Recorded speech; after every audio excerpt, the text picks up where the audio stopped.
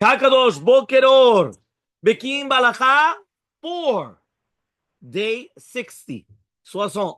Yeah, page 27. Yeah, this is Siman 27. Page 151. Yeah, 151. So he says like this. 38. Somebody that's going to be shole b'shtei yadav, which means he's ambidextrous. Yeah, he says. He does everything on two hands, equal. He puts on the tefillin on his left arm. Right? He comes and he says, in fact, even if this person feels more comfortable writing with the left hand, and his left-handed writing is actually neater than the right hand, he still is considered totally ambidextrous. And therefore, he says his status is right hand and he wears the tefillin on his right arm. Look in the 162. Yabia Omer says, somebody that's going to be ambidextrous, he comes and he says that Rishon LeZion wrote that the person should be considered left-handed since he's more comfortable writing with the left hand. A person is considered ambidextrous only if he's actually skilled, equally skilled with either hand. The Mishabura defined it what he says: if one hand is more skilled than the other, then although he could write reasonably well and quickly with the other hand, his status is still by the hand that is more skilled. He says this person, however, is able to perform the skilled task with either hand. The fact that he prefers to write with one over the other does not betray that he's right-handed at all. So it's only a preference, and therefore, with practice, left hands grow more efficient. The proof is regarding all other tasks, he's equally with both hands. So therefore, he's still considered totally ambidextrous. He says it's certainly the case in regarding the opinion that we just brought down. On the other hand, someone who's capable of skilled tasks with either hand, but is more comfortable performing all the tasks with the left hand, definitely decided as a left-handed person. To strengthen ruling, the Rishon LeZion comes and he says that Rabbeinu Menachem HaMeiri and Rabbi Yaakov Tzemach said even someone who's totally left-handed must wear tefillin on the left arm. Okay, so therefore he says furthermore the Hechal Avraham says that determining the person's status by the hand is with which he writes applies only to someone who knows how to write Hashuri script. Generally, a bar mitzvah, he says, boy, has not yet learned how to write Hashuri script. He says, so according to Chesed Abraham, we can't determine anything. Fine. Halacha lametet. Im kotev b'shtei yadav b'shaveh. What happens if he writes with both hands b'shaveh? Yes. Right? But I do everything with my left. There's no question. On left to right. Everything.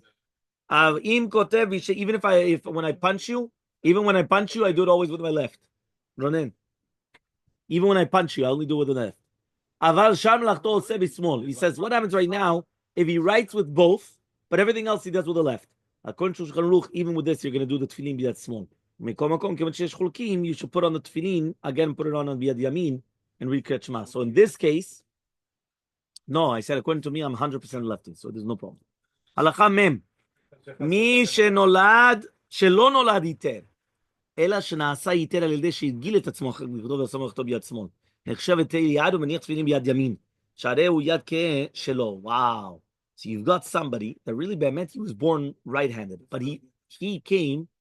No, Moroccans was the exact opposite. Moroccans, even the left-handed, were forced to become right-handed. It was on you. Apparently they say it's very bad to do. How do you know? Second of all, talk like it with my left. Now he can't change you. זה לא קשור, אני ימני בעד ושמאלי בעד. אז ההורים שלך תשאל. לא. אוקיי. אבא שלי היה נותן לי כל הזמן ביד ימין. באמת? היה להם איזה סטריאוטייפ. Well, you know why? Because a lefty is pasul לכהונה. A lefty, it doesn't serve in the Bet HaMikdash. Get out of here. So wait. That's how I know. Yeah. למה רק לך? 100%. So he says, You know, but they say it's very, very horrible to do that to a person. 100%. But okay, look, listen, 1 second. So he says here, if someone had been a right-handed as a child, and then he trained himself to become a left-handed, and now he has difficulty writing with the right hand, he successfully changes status to a left-handed person. Okay, if such a person is going to come and train himself to write skillfully, workily with the left hand, but he could still write just as well with the right hand, he's still considered a right-handed person. Since some poskim debated these rulings, it is best for people to maintain the status that they have since birth. Meaning, don't start changing your status quo. You understand? Some people, they like changing the status quo, right? No, you're born something, stay it, right? Don't come and start changing, right? So the footnote says retraining oneself. According to the Mordechai, if someone was born right-handed, it is not possible for him to change his status by retraining his hands.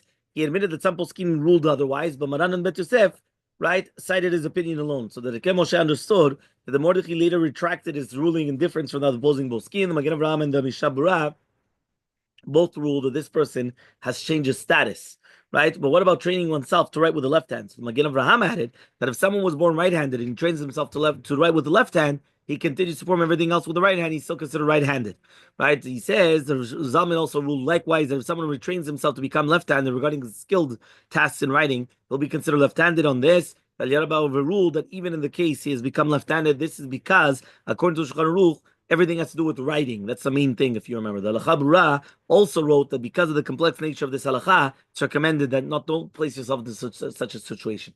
Meaning, don't put yourself into the wahala, into the balagan, that you're going to be, you don't know which hand you're in, and then afterwards, you're in trouble, as they say.